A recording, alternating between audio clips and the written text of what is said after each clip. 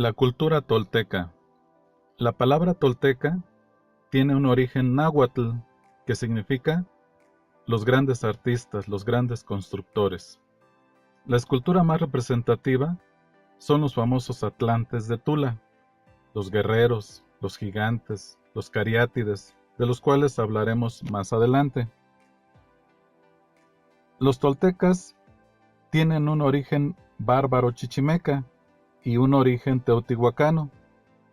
Como ya hemos explicado en otro video, la principal causa de la desaparición o de la decadencia de los teotihuacanos fueron las constantes invasiones de los pueblos bárbaros de Aridoamérica, pues estos pueblos bárbaros se mezclaron con los antiguos teotihuacanos y dieron origen a la cultura tolteca.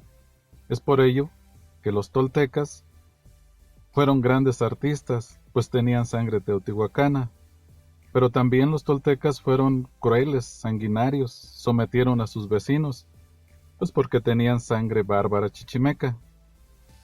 Es por eso que antes de hablar de los toltecas, tenemos que hablar de los bárbaros, de donde surge una famosa leyenda, la leyenda de Quetzalcóatl, hombre. Como ya hemos explicado, la caída de Teotihuacán fue en el siglo VII, pues resulta que en el siglo X, después de Cristo, una gran cantidad de pueblos bárbaros, dirigidos por un personaje llamado Mixcoatl, llegaron aquí al Valle de México, y venían destruyendo todo lo que se encontraban a su paso. Eran bárbaros, y se establecieron en las faldas del Cerro de la Estrella, en Culhuacán, que hoy es la delegación Iztapalapa.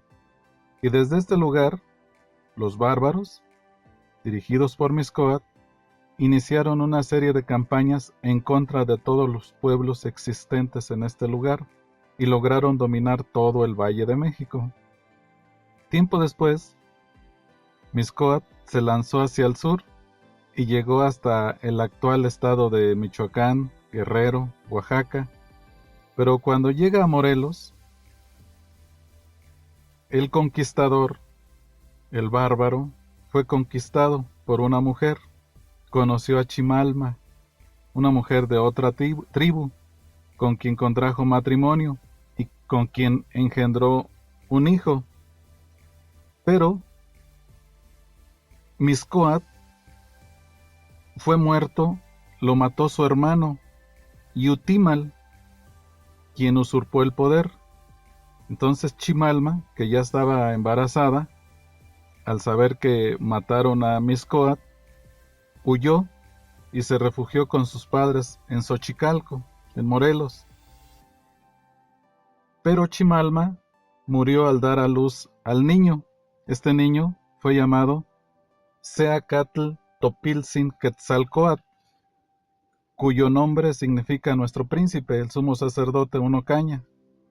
El niño, que quedó huérfano, fue encargado con sus abuelos maternos, y estos lo pusieron en contacto con los sacerdotes más importantes de la zona, que estaban dedicados al culto del dios Quetzalcóatl, y fue que era venerado en Xochicalco, y este niño fue educado en Tepoztlán.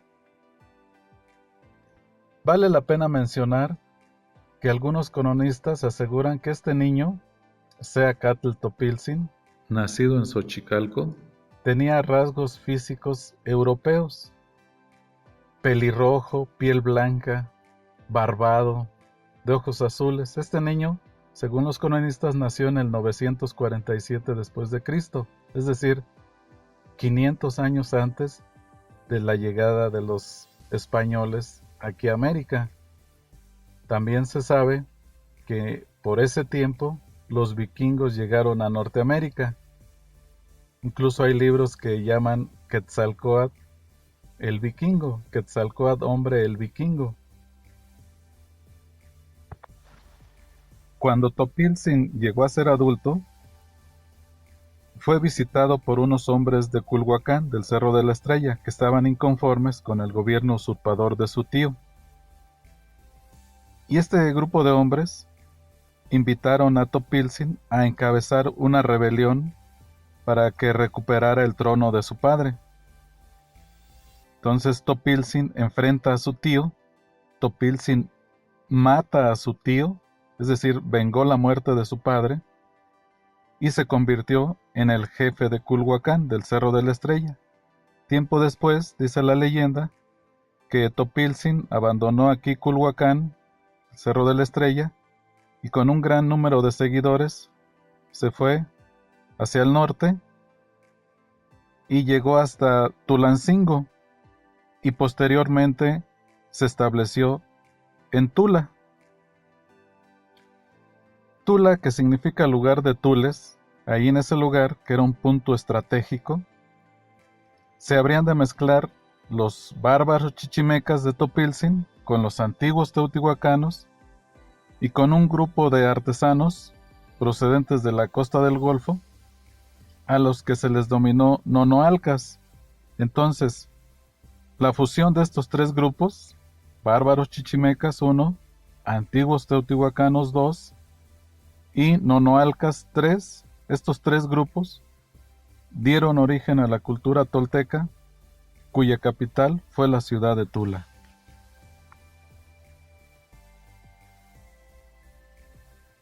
Entonces, la cultura tolteca se desarrolló entre los años 900 y 1200 después de Cristo.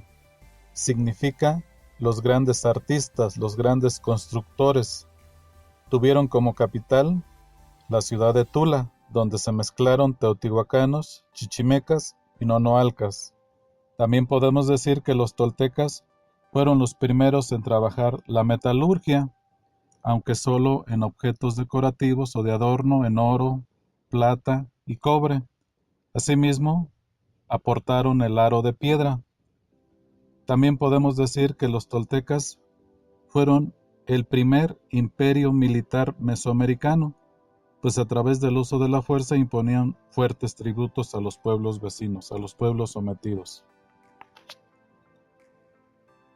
El templo más representativo de la cultura tolteca es el templo dedicado a Quetzalcóatl, o también Tlahuizcalpantecutli, o estrella de Venus, o estrella del amanecer, o estrella del atardecer, que en su cima se encuentran colocados unos enormes esculturas colosales de guerreros o atlantes de 4.6 metros, que funcionaban como columnas para soportar el techo del templo que hoy ya no existe.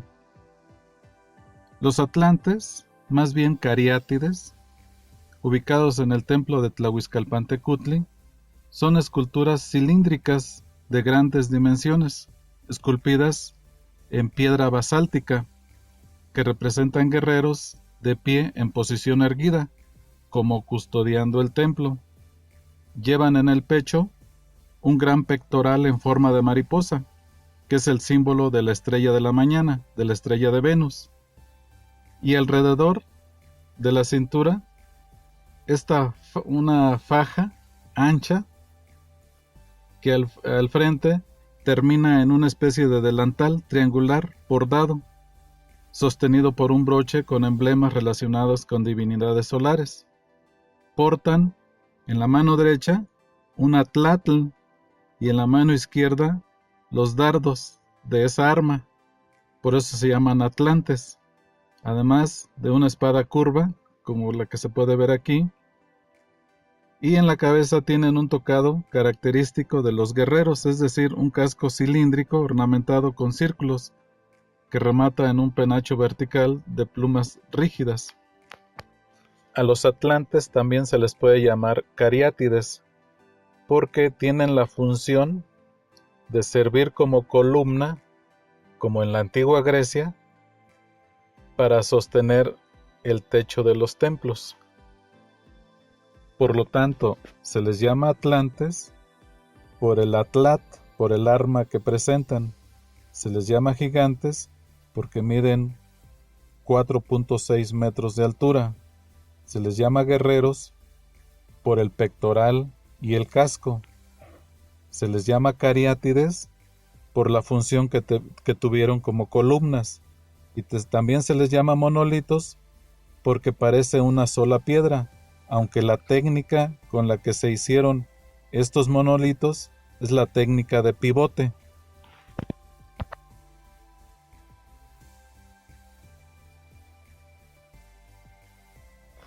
Otra de las esculturas típicamente tolteca es el llamado chacmol, que representa una escultura masculina, casi de tamaño natural, en posición recostada, con las piernas dobladas y el tronco inclinado hacia atrás y con la cabeza girada hacia la derecha o hacia la izquierda respecto a su cuerpo, y sostiene en sus manos una vasija colocada en el vientre, como se puede ver, donde se cree que ahí depositaban los corazones de los sacrificados, característica que permite relacionar esta figura con el culto a los dioses del agua, Tlaloc o Chac entre los mayas.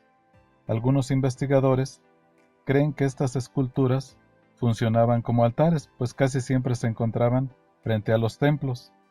El nombre de chacmol es en lengua maya, ya que la primera figura de este tipo fue descubierta en 1874 en Chichén Itzá. Otra creación tolteca son los altares de cráneos o el tzompantli, que es una estructura cuadricular de piedra con calaveras y huesos humanos esculpidos en sus caras laterales.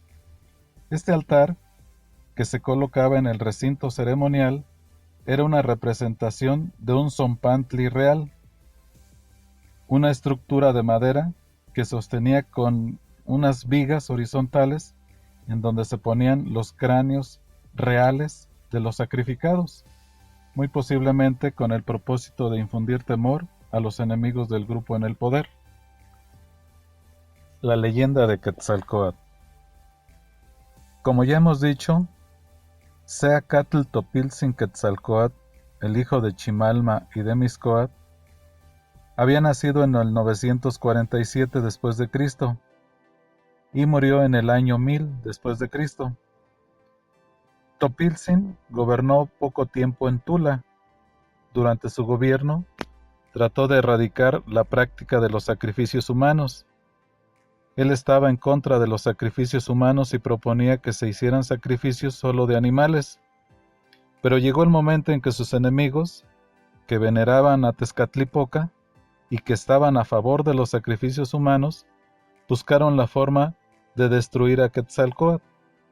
Cuenta la leyenda que un día en que Quetzalcóatl se encontraba enfermo, se presentó ante él Tezcatlipoca en su palacio disfrazado de viejo, con el pretexto de llevarle una medicina para curarlo.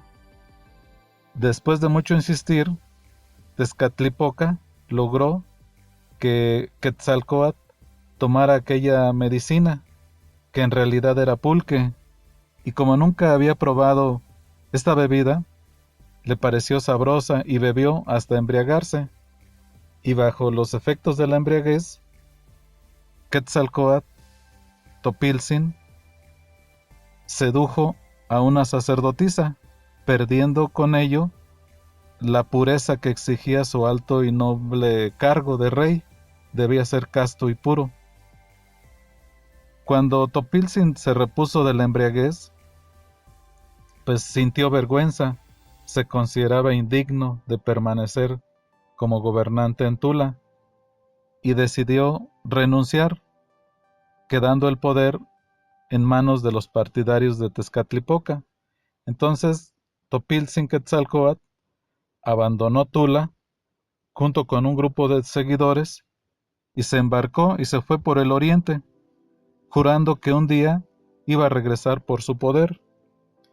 Y así fue como llegó hasta Yucatán, donde los mayas, cuando lo vieron, blanco, barbado, diferente, le llamaron Cuculcán, serpiente emplumada. Y cuando muere, se cree que Quetzalcóatl se autoincineró en una hoguera y que a los 9 días su corazón se fue hacia el cielo y se convirtió en una estrella, que es la estrella de Venus. Y cuando muere, se vuelve más famoso y los mayas le construyen en la ciudad de Chichén Itzá el Templo del Castillo, que es considerado como uno de las construcciones más simétricas y perfectas de todo Mesoamérica, y donde cada año se puede apreciar en el equinoccio de la primavera, el 20, 21, 22 de marzo de cada año, cuando se inicia el equinoccio, se puede apreciar la proyección de la sombra por las escaleras de la pirámide y parece que está bajando una serpiente. Bueno, 500 años después de la muerte de Quetzalcóatl, de Topiltzin, llegan los españoles por el oriente, por donde juró Quetzalcóatl que un día iba a regresar, y los españoles, eh, blancos, barbados, como Quetzalcóatl. Entonces los indígenas creyeron ingenuamente al ver a los españoles que se trataba del regreso de Quetzalcóatl, y esta ingenuidad fue un factor determinante que facilitó a los españoles la conquista de estas tierras. Este es un mural de Diego Rivera que se encuentra en Palacio Nacional, donde se puede ver el momento en que Quetzalcóatl se va por el oriente, jurando que un día iba a regresar por su poder.